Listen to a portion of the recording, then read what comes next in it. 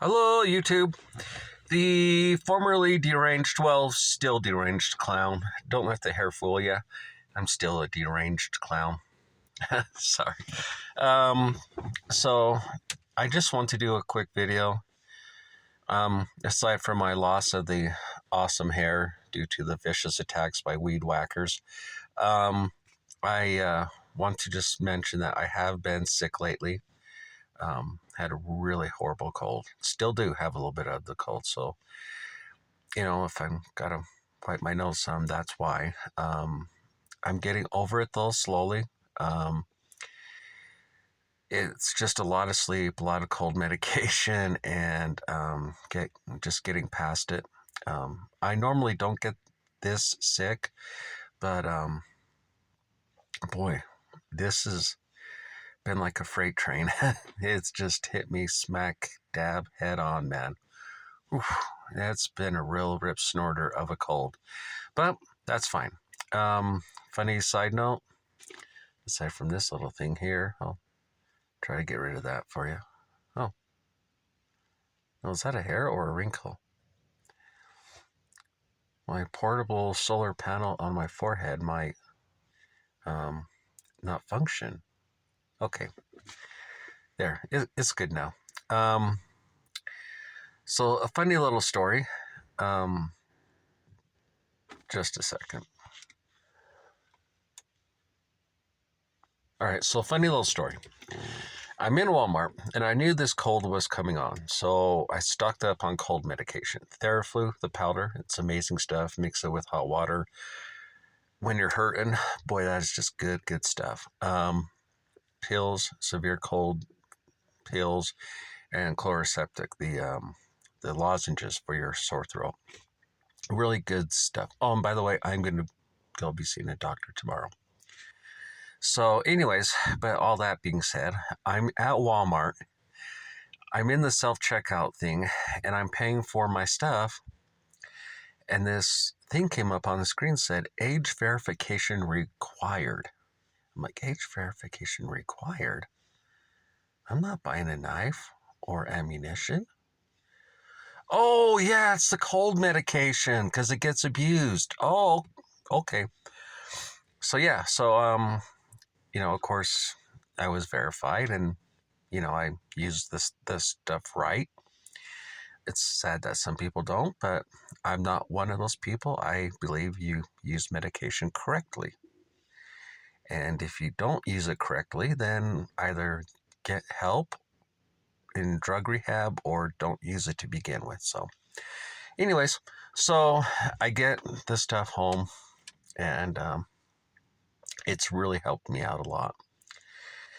And it's being used the right way, of course. And it just got me thinking. Having that downtime where all I could do was just get as much sleep and try and stay ahead of the cold as best I can to try to weather it until I get to the doctor tomorrow. And then I'll see what's next on the list. Anyways, so I just got thinking, and it brought up a philosophical question. Now, some of you who know me, anytime you hear me say, hey, I have a deep philosophical question, you would cringe and say, oh boy, this guy's going to say some off the wall absurd crap. Okay? This is not one of those times. By the way, that is true. I come up with some pretty crazy off the wall stuff for my deep philosophical questions. This is not a deep philosophical question. This is a sincere philosophical question. Imagine, if you will, you're walking down the street and you see someone approaching you from the opposite way. Let's say that person is a clean cut, relaxed, what appears to be a kind-hearted person.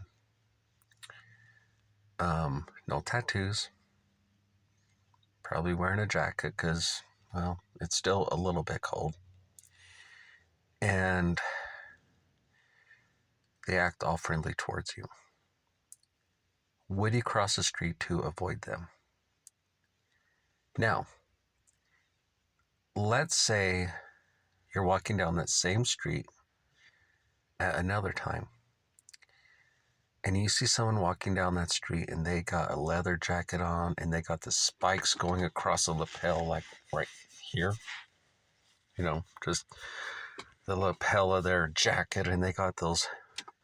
Well, you probably wouldn't want to call it a bracelet, but um, the spikes that guys wear, some guys do, around their wrists, the strips of spikes, and just, the forehead.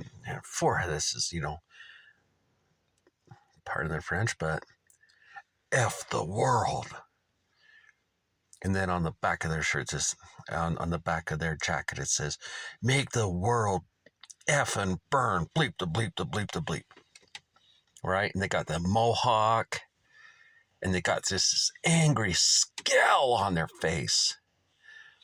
And on their cheek, they have prison number, prisoner number, da da da da. And on the other side of their cheek, it says prison gang member of fill in the blank with the gang. Would you cross the street to avoid them? Now, I know these are extremes, but I think that that it just drives home the point more. I would now, after having endured everything I've had to endure since I moved down here, as I'm making this video, my answer would be, I would ask myself, what do I know about their actions? If that person who's clean cut is ambling down the street, in a happy, way, then you know what? My response in my head would be to seeing them. My response in my head would be, what do I know about this person? What do I know that they do when no one's looking? It would be the exact same thing with the person with the leather jacket. What do I know about this person? Are they really violent? Or did they just really mess up, go to prison, and are really frustrated about their life and how they're rejected? Or are they truly a threat with that clean-cut person or that happy, likable person? What do they are they a backstabbing, conniving bastard who, when you turn your back, they will bury that knife up to the hilt, try to destroy your career, go after you, go after your friends? If you make any friends, go after them and try to flip them on you? Or are they the person who would not do that?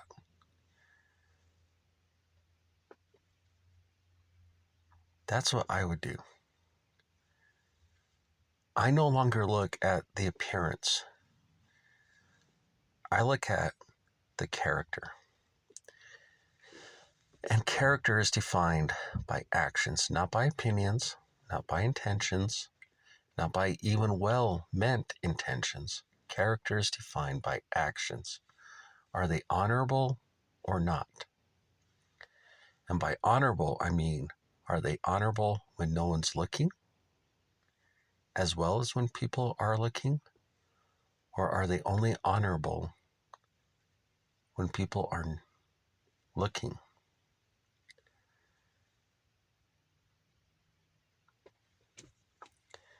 So that's my thought. And that's what I've been thinking about a lot. So from here on out, that's the way I'm going to approach things and how I look at things. I'm going to look at actions, behaviors, behavioral patterns, actions. That's what speaks volumes, not the outward appearance.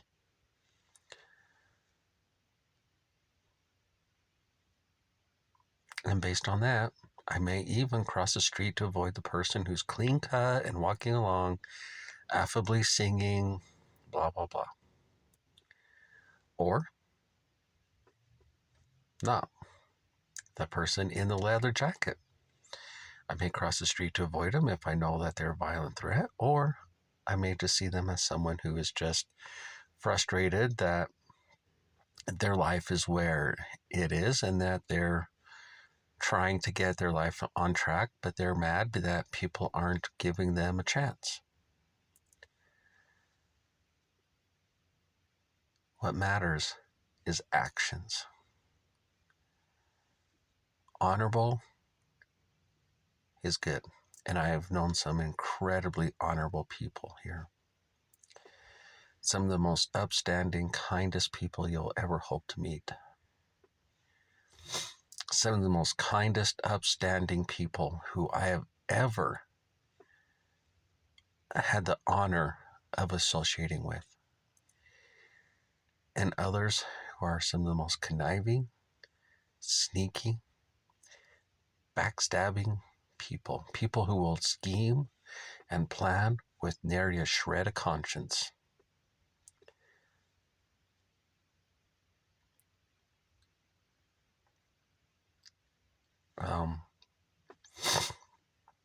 Sorry for that. Just this stupid cold is kicking in. So that's where I stand. And I'll just end with this little saying that I've had. Sand Peak is not utopia. If it were utopia, it would be so full of people, there would be no way I could hope to move down here. Luckily, it's not, and there's really no difference people-wise between San Pete and anywhere else. There's good people and bad people and everything in between.